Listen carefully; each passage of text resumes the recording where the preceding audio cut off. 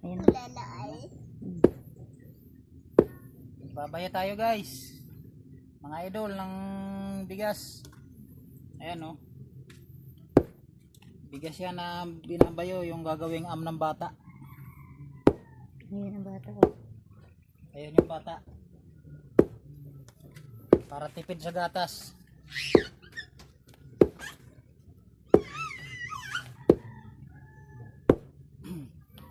Ganyan ang pagbabayo ng am. Nalubog-lubog ay.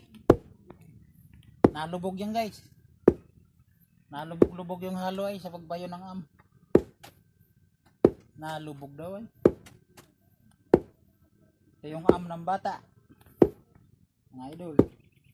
Ganyan. Ganyan ang gawin nyo mga idol para tipid sa gatas. Isang kutsarang gatas lang. Ilahok nyo. Ayos na.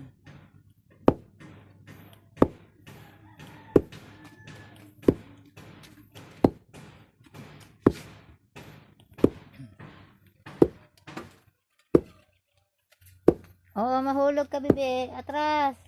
Marunong din naman mag-atras ay. Hawakan mo muna bila. Hindi, ano. Atras naman siya ay. Yan ang am. Pag may am kasi tipid sa gatas. Sa isang didihan, isang kutsarang gatas, ayos na. Pero tipid. Sa may tipid dibubo sa may gatas niya. Kaya lang mapagod. Kailangan mo tsagaan para madurog. Ay. Sabi.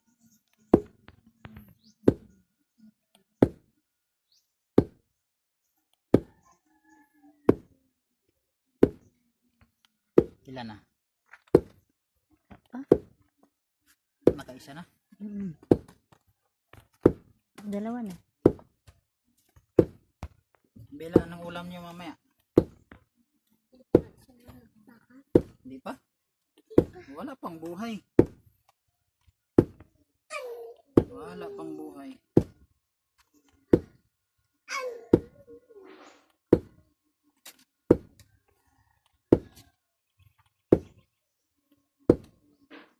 Ito kan may lusong.